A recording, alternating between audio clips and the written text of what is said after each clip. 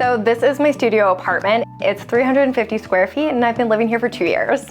I was first attracted to this apartment, partially out of necessity. It fit within my budget, but also I really just liked how quirky and old-fashioned this building was. It has a lot of character, which I really enjoy, and it's also very light and bright, which makes a studio apartment feel a lot larger than it is.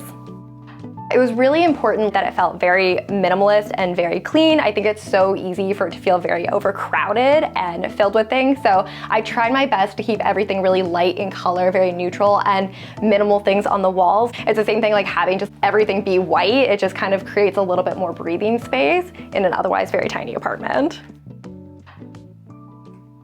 Okay, we are in the entrance when you first come into my apartment. So here we have a little doormat and then a mirror, and that is pretty much all that fits in this space. And then you turn here and this is my living room. So my living room and my bed are all in the same space. I live in a studio apartment. So here you can see I've got my couch here, and this was my first piece of real furniture. I like splurged on this couch, so it was really exciting to have something that was like a statement piece, so had to go for something very bold.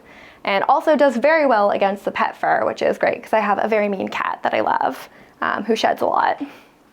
This is also usually where I eat my meals, so I actually have a TV table behind that mirror that I usually pull out and unpack, and that's where I sit and watch TV.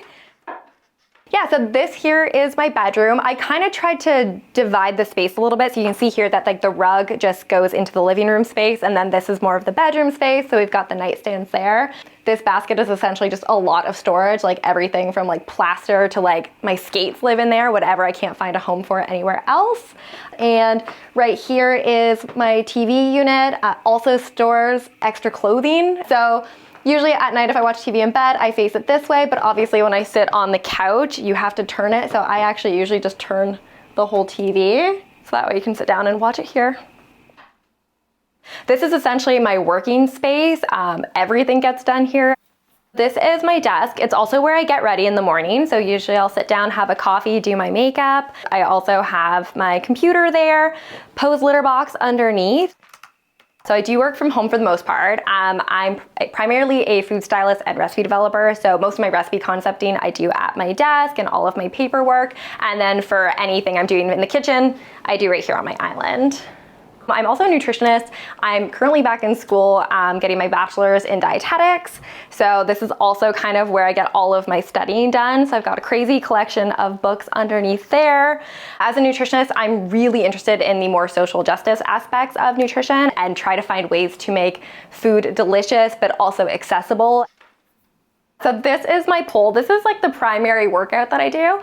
I love pole fitness. I have scoliosis, so I think anything that can help me with my back strength is great. And pole fitness requires a lot of upper back strength and upper body strength. So this one is portable. I brought it with me. It's pressure mounted, so I can take it with me wherever I go.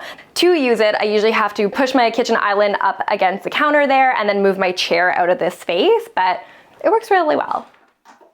This is my kitchen, and this is where I do most of my work and cooking out of. It's actually a really small kitchen. There isn't a lot of counter space, so when I moved in, it was really important to kind of build my own, so I brought this island with me, which has really helped out. It has a lot of storage underneath, but I'm very lucky that I have these cabinets here. It stores a lot of everything. It's also where I keep my prop collection, so I have a lot of bowls and plates. This is my photography corner, so all of my surfaces go here, and then all the props that I don't use as often go up here. I've had to get really creative with this space just because there is a lack of storage, so I've got this rod here with my mugs hanging just to kind of keep everything off surfaces as much as I can. So this is my only closet in my studio apartment, and it happens to be in my kitchen. It is my everything closet. It's got clothes, it's got like paper towel, it's got everything I can't find a place for lives in here. I'm very lucky that I have this like little nook, I guess. It stores everything. It goes really far back.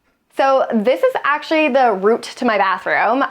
Initially this space wasn't being used for anything, so I decided to optimize it and make it some extra storage space, so kind of a little extra walk-in closet. So I actually have a tension rod hanging there that I've put clothes on. I also have a shelf that I put up here for like just some extra storage, and then my dresser, which I was able to tuck away nicely. Okay, so this is my bathroom. It might be my favorite part of the entire apartment. It is so weird and quirky. I think it's weird that you have to go into the closet to get to the bathroom. And I love that there's a clawfoot tub. It's actually, I think, too small for a human. I feel like you can't actually sit in it and extend your feet, but it's super cute. I didn't realize actually, like with clawfoot tubs, that there's no storage for any of your shower things. So I had to install a shower caddy onto my wall just so I could carefully reach through and grab my shampoo. And then here you have to tuck in to use the sink. And then this like little window, it lets in some air, lets in some light, and yeah, this whole little bathroom is just like very cute and quaint. And I have laundry on site, which is really lovely, which is actually the first place I've ever lived in Toronto that has laundry in the building, so it's luxurious. Yeah, now that I've lived in this apartment for 2 years, I actually love how open concept everything feels. Maybe just because it's all one big space, it feels larger than it really is. On the whole, I think it does a really good job. Like, I like that I can do my pole fitness. I like that I can work from home. I like that I can relax in this space. It's not necessarily the best for entertaining. If my space is messy, it's very much on display. So like sometimes that's a little frustrating. And also definitely the lack of storage. I've had to get really creative and I have to constantly downsize. I feel like it's very easy to accumulate things and there's just literally nowhere to put it.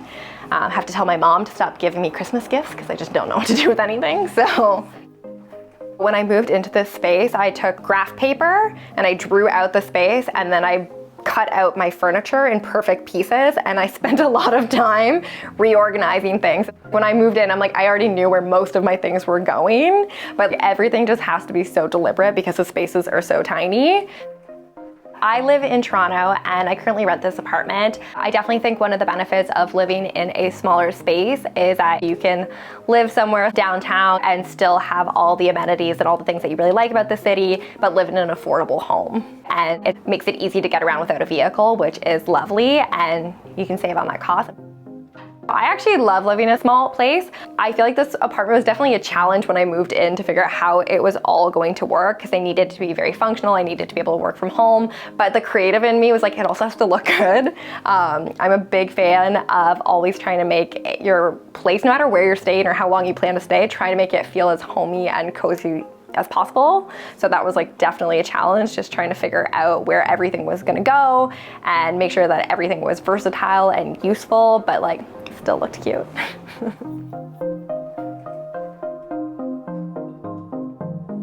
Subscribe to Exploring Alternatives and please share this video if you liked it.